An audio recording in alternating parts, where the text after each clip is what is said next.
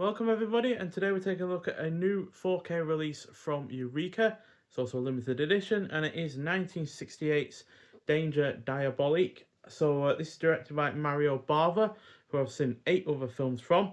This is actually the third time that I've bought one of his films in this kind of limited edition format, although from 2 different film boutique labels. Blood and Black Lace also got the same kind of treatment from Arrow Video, and then Planet of the Vampires got the same treatment from Radiance Films. So this is an action crime film clocking in at 100 minutes dead on. It stars the likes of John Philip Law, who's also in the fantastic spaghetti western Death Rides a Horse.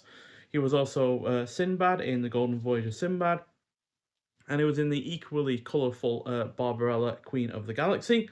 Also stars Marisa Mel, who was in Gang War in Milan. Michelle Piccoli, who was in Weak Spot, which is a Radiance Films release we've looked at in the past. And finally, you got the likes of Adolfo Celli, who was in Thunderball, Grand Prix, Who Saw Her Die, and The Italian Connection. So, international man of mystery, Diabolik, and his sensuous lover Eva can't pull off heist after heist, all while European cops led by Inspector Ginkgo and envious mobsters led by Ralph Valmont are closing in on them. So upon my first viewing, I didn't find this to be as fun as I was expecting it to be, but upon this second viewing, I was finding myself enjoying it ever so slightly more, despite its issues still persisting. The main issues this has is that it takes far too long to get into a rhythm with its plot. It languishes around for the first half hour or so. Yes, there's a heist that happens towards the beginning, but for a large proportion of the time, you're just seeing really kind of psychedelic infused scenes, people dancing around, taking drugs, and music playing, and such and such. So, yeah, it does take some time to really get into its own kind of rhythm. The day for night scenes look absolutely horrible. And now it's not due to this edition, it's just the way that day for night scenes generally look, is that they look quite horrible. Because you shoot in broad daylight, then you've got to really reduce the contrast and the brightness and whatever else to get it looking like night. So therefore it ends up turning into the case where you can't really see much that is going on at all. And and I know day for night scenes are done because they're cheap to do. You know, you don't need any lighting or anything like that, but yeah, it just looks awful. And there is also some truly awful looking rear screen projection, which is a common for the time. You know, you look at the likes of the James Bond series around this period, they also had some really, really rather shocking rear projection, especially with the first film, Doctor No. So yeah, it's par for the course for the period, but it doesn't make it look any better. That said, it is colourful enough and well paced to at least help it to be an entertaining mix of its genres. The cast are also solid. The score by Ennio Morricone is mostly great. The production is a mix of well-designed sets and cheap miniatures, which are both ultimately really rather quite charming. The plot is generally engrossing, and the heists are well executed as well, which, yeah, definitely one of the highlights to this film, quite frankly. So, yeah, not a great effort. Certainly not my favourite of these kind of hard box editions that Eureka have done, which obviously they've done numerous of for many years now, with the likes of Johnny Guitar, Touch of Evil 4K, you know, Valley Girl, Mothra, all sorts of films like that getting this kind of treatment. I wouldn't say it's any good anywhere near as good as either of those that I've mentioned, but it's still overall a 3.5 out of 5. And I really like the physical quality of this box that we have going as well. You also get the card here that goes in with all the information on the back. And yeah, inside you got the typical 4K case with different artwork there. And then you got the 4K on one disc, and then a Blu-ray version of the film as well on the second disc. Is there any? Yeah, there's reversible sleeve artwork with this release as well. Although, for some reason, it's only a picture or a shot from the film. But because it's a 4K case, it's obviously not transparent, so don't really see the point. But it does have one anyway. We also get a booklet with this release as well, which is quite hefty. It's, what, 57, 58 pages long.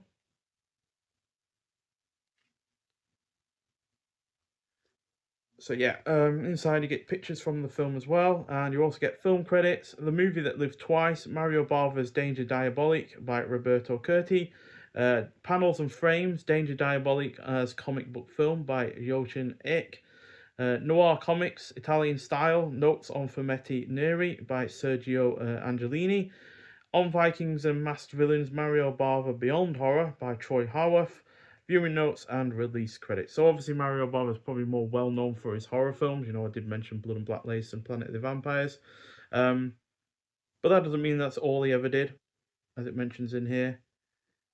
He also did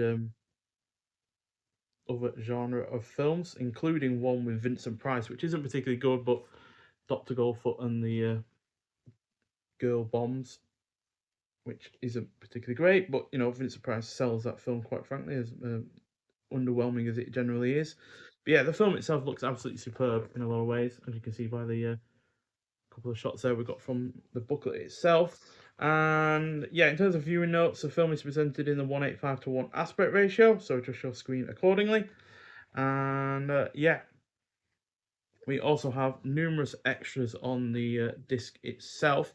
But one thing they do say on the back of this from Indicator is that this film was designed to capitalise on the success of CC Films' Dr. Mabuse series or sequels from the 60s, which they've obviously released as a box set in the past, as well as Andre Humnebel's Phantomas trilogy, again another box set we've had from Eureka. But they also mentioned Harry Alan Towers' Fu Manchu series, which I haven't seen, but maybe that will be a future box set from Eureka at some point if they're mentioning it here, and it would cap off that trilogy of box sets from CCC Films.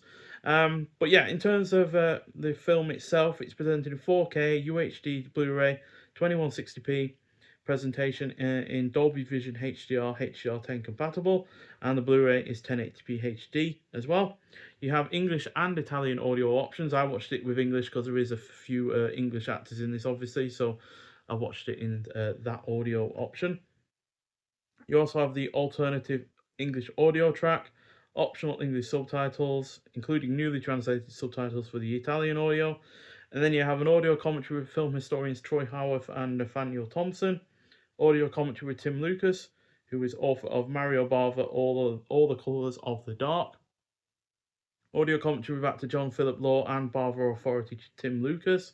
Criminal Intent, new discussion of the origins and evolution of Diabolik from page to screen with Leon Hunt, author of the Cultography's volume on Danger Diabolik. So apparently there was supposed to be a version of this from a different director with a different cast, but Dino De Laurentiis didn't like what was there at all, so he completely scrapped all of that and went for a different film entirely with this one. Then we've got Radical Behaviour, new video essay on Danger Diabolik as anti-establishment pop culture by Italian genre cinema expert Rachel Nisbet. From Fumetti to film, archival featurette, body moving music video by Beastie Boys with optional commentary by Adam MCA Yorch. So I imagine that music video was heavily inspired by this film. Teaser trailer, theatrical trailer, and then the booklet that I've shown you already. So yeah, and yeah, the film is in colour, obviously, and has that aspect ratio that I talked about earlier. So yeah, overall a impressive enough film. Certainly can see why people love this film and find it really rather quite fun and entertaining. Me personally, I just think that first half hour or so is just too unfocused and doesn't really settle into a good rhythm enough for to keep me engaged from the beginning. But if you stick with it, like I have done now twice, you will get more out of it when that first half hour or so elapses. So yeah, overall a solid film, really enjoyable. I'm glad that Eureka have released something like this because I don't think it's had a physical release in the past. So there is that, but then also the 4K aspect of this looks really rather good. Obviously, it exposes some of the worst elements of this film in terms of the day for night scenes and the rear screen projection, but it looks great in other areas, like a lot of Mario Bava films do in terms of the use of colour and the really rather high production detail in terms of the sets and the costumes. So there is all that going for it as well. But on the whole, it is still a entertaining film in its own right, and one that I do think is well worth seeing. I think this might well have been considered one of the kind of James Bond spoof kind of films from the period. Can't quite see that myself, given it's more focused on a villain than a hero, but you can also see that there is some kind of relation to the Bond series. You've got Adolfo Celli in this, who was obviously in Thunderball, as I think it was Largo, the villain in that. He wore a black eye patch. Plus, also there is some quite lavish sets in terms of the villain's lair and such, which also links to like the James Bond series with "You Only Live Twice" and "Spy Love Me" and such and such. So yeah, there is certain elements that you could see that in there, but on the whole, I do think it's just its own thing, for better or worse. But nonetheless, thank you for watching. If you have seen Danger Diabolik before, I'd like to hear your thoughts on it. But thank you for watching, and I'll see you in the next one.